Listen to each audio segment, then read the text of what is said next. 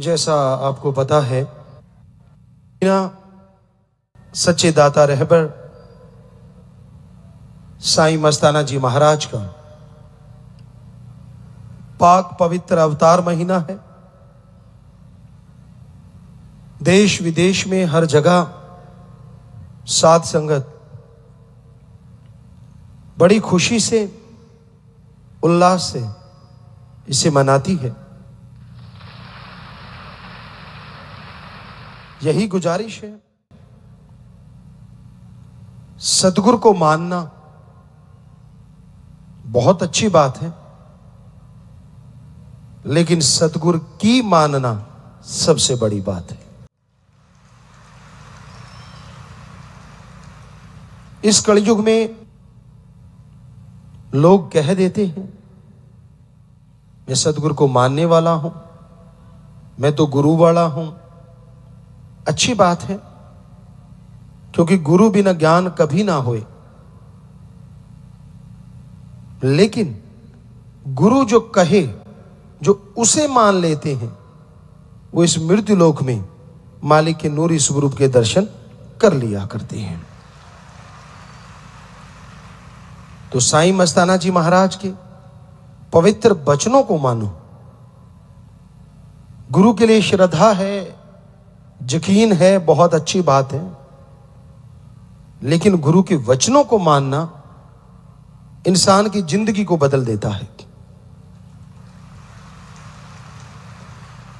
राक्षसों से देवता बनते हैं और तो गुरु मंत्र से, इंसान से भगवान तक की यात्रा तय होती है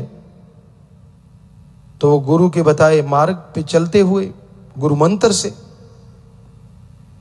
अंदर बाहर खुशियों के खजाने इंसान लूटता है तो गुरु पीर फकीर के बताए वचनों पे अमल करने से। बिन अमलों के आलमा इल्म निकम्मे सारे, कोई अमल कमा ले तू अगर जश लेने मालिक द्वारे, अगर जश लेने सतगुरु द्वारे। उदाहरण के तौर पे आपके सामने घी, दूध, मेवे सब कुछ पड़ा है। सिर्फ सिर झुकाते रहने से, हाथ जोड़ देने से आपको उन चीजों का स्वाद नहीं आता। उन्हें उठा के खा लीजिए, स्वाद भी आ गया और ताकत भी आ गई। ऐसे कलयुग में, रूहानियत में, सूफियत में संतों के वचन सुन के सिर्फ यूं यूं यूं यूं करते रहने से ना तो आंतरिक अंत्यकरण में नजारे आते और ना ही बाहरी तौर पे कोई खुशी हासिल होती है।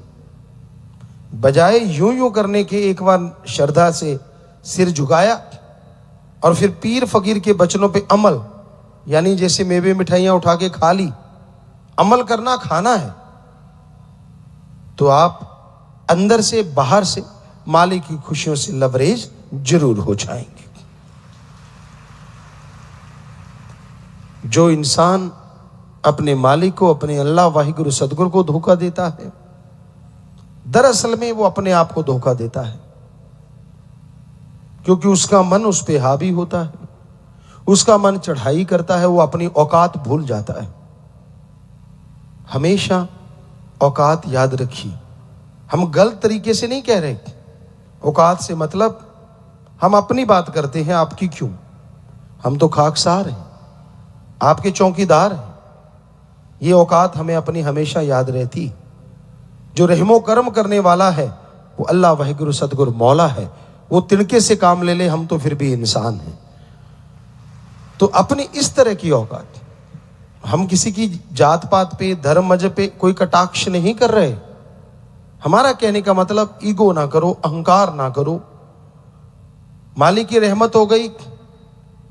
गुरु साहबानों ने, पीरों ने कितना सुंदर लिखा है कि अगर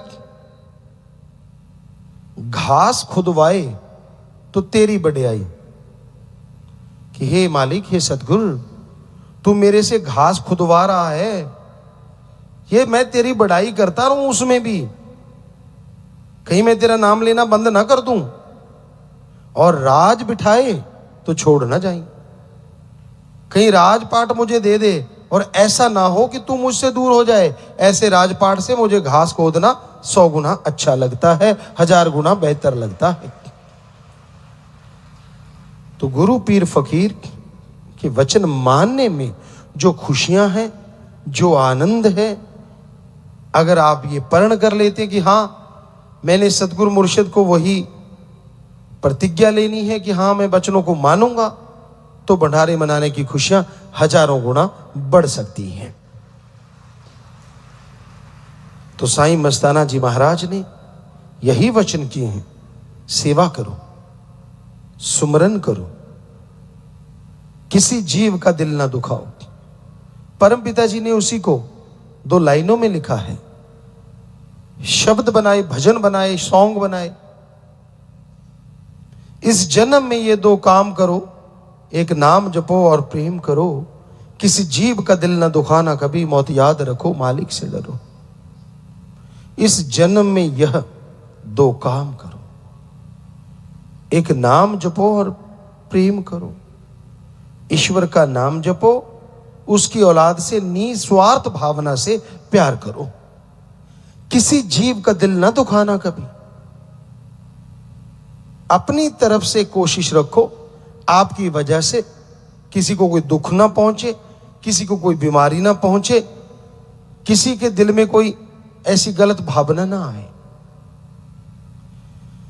किसी जीव का दिल ना दुखाना कभी, मौत याद रखो मालिक से डरो। मालिक से जो डरते हैं वो गलत कार्य कभी करते ही नहीं। मन जब हावी होता है तब इंसान सतगुरु, मौला, भगवान, प्रभु, परमात्मा सब कुछ भुला देता है। मन के घोड़े पे सवार होके वो गलत गलत काम करता रहता है और उसे लगता है मुझे कोई देख नहीं रहा। हर पल हर क्षण मालिक देखता है। ऐसी तो कोई जगह ही नहीं यहां वो ना हो। कई बार सत्संगी लोग बोलते हैं सारे वचन मानना हमारे लिए मुश्किल है। इतने वचन हम कैसे मान सकते हैं? 47 नियम, अगर आप रूहानी जाम पीते हैं 3 नियम उसमें नाम जपते हो तो हैं। तो हम कहते हैं ये कलयुग आ गया, आपको ज्यादा वचनों का बोझ डालते ही नहीं। बस एक वचन हमें दे दो, बाकी आपकी मर्जी, कुछ करते फिरो। सिर्फ एक तो दे ही सकते हो ना। और वो एक, सिर्फ एक यही वचन दे दो कि यहां भगवान देख रहा हो, वहां बुरा काम कभी ना करना। बस बाकी चाहे ना मानो। एक ही वचन है, ज्यादा तो है ही नहीं। तो सासंग हाथ खड़े करे, अच्छी बात है, हमें खुशी है आप एक वचन माने जी। मालिक खुशियां दे, हाथ नीचे कर लीजिए। लेकिन ये याद रखिएगा मालिक कहाँ नहीं है, ये भी ख्याल रखिएगा। अब वचन तो आपने दे दिया, अब बुरा कर्म हमने तो रोका नहीं, करो ना करो आपकी मर्जी, पर एक कहा है यहां भगवान देख रहा हो, वहां मत कुछ गलत करना। तो आपके अंदर वो रहता है, अब बताओ उससे पर्दा करोगे कैसे? वो तो हर जगह रहता है। बस एक ही वचन लिया है, ज्यादा तो लिया ही नहीं। अब आप ये नहीं कह सकते गुरुजी बहुत सारे वचन ले लेते हो, हमने तो 50 नहीं लिए, कोई 60 नहीं लिए, सिर्फ एक। क्योंकि कलयुग की जैसी हवा है, वैसा जैसे लोग चल रहे हैं तो अपने भी वैसे ही चल पड़ते हैं। काहे को आप पे बोझ डालना ज्यादा। पर हमेशा याद रखिए कि यहां मालिक देख रहा है, वहां गलत कार्य कोई भी नहीं करना। और वो कण कण में, जर्रे जर्रे में मौजूद है, हर जगह वो रहता है। ऐसी कोई जगह नहीं यहां वो ना हो, ये आपको बता रहे हैं वैसे। तो यही वचन मान के कलयुग में भक्ति पे पार पाया जा सकता है। या तो सतगुरु पे 100% दृढ़ यकीन हो, दूसरा सेवा बहुत करो, तीसरा साथ में सुमन थोड़ा थोड़ा करते रहो, और चौथा बुरा संग ना करो। तो आप इस वचन को मान सकते हैं, तो मालिक से खुशियां लूट सकते हैं। इंसान का मन कभी काबू नहीं आता। एक पलक झपकी आसमान में, अगली पलक झपकी तो रसताल में, धरातल में और भी नीचे पताल में। मन के रंग बदलते रहते हैं, मन काबू नहीं आता। मन का क्या भरोसा, कहां दगा दे जाए। इसलिए मन से लड़ना सुमरण और सेवा करना ही है। थोड़ा सुमन कीजिए, सेवा कीजिए, तो मन से लड़ा जा सकता है,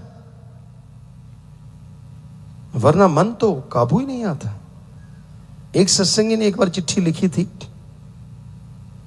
गुरुजी मैं मन से लड़ता हूं, सुमन नहीं होता। एक बार मैंने सोचा आज रात की रोटी कम खाऊंगा। गुरुजी बोलते हैं अगर 3 रोटी खानी है तो 2 ही खाओ, ताकि आलस्य ना आए, नींद ना आए।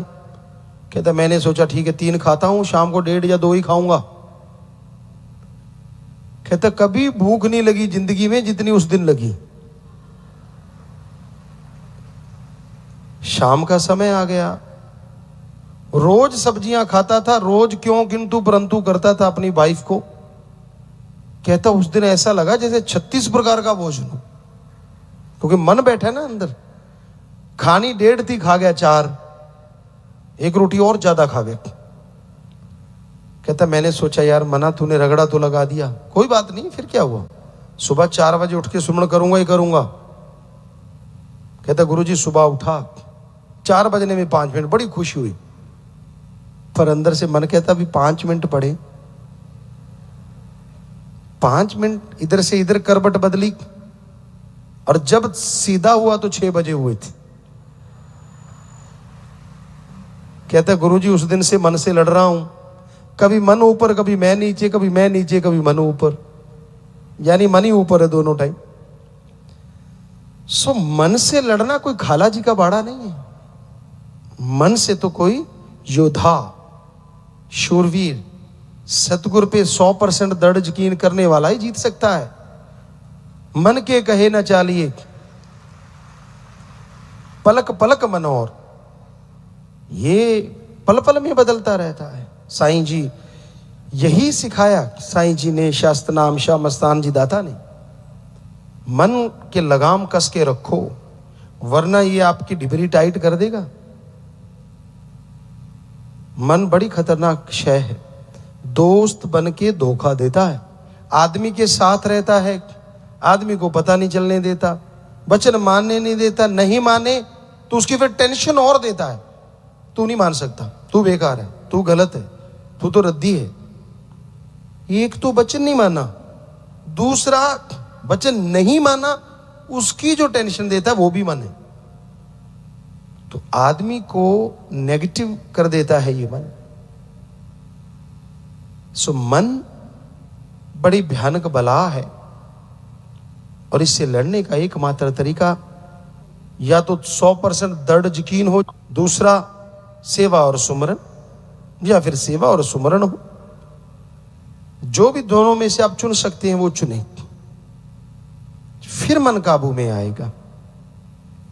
तो सतगुरु की खुशियां हासिल करनी हो, उसके नजारे लूटने हो, तो जरूरी है अपने मन जालिम से लड़ो, सुमरन करो, सेवा करो। गलती हो जाती है, इंसान से गलती होती है, भगवान से तो होती नहीं। और गलती हो गई बस कोई बात नहीं, सुमरन करो, सेवा करो, मालिक आगे से ताकत देना, दैट्स ऑल। पानी में मधानी मत डालिए, ना मक्खन आएगा, ना लस्सी बनेगी, ना घी आएगा, कुछ भी नहीं। पानी को बिलोते रहो, कुछ होने वाला नहीं। सो टेंशन मत लीजिए, डन इज डन, हो गया सो हो गया। आगे के लिए सुमन कीजिए, मालिक से दुआ कीजिए, मालिक मेरे से आगे से ऐसा ना हो। हिम्मत देना प्रभु, शक्ति देना सतगुरु, तो कहीं ना कहीं वो आपकी बात को सुन लेगा और दया में रहमत से माला माल कर देगा।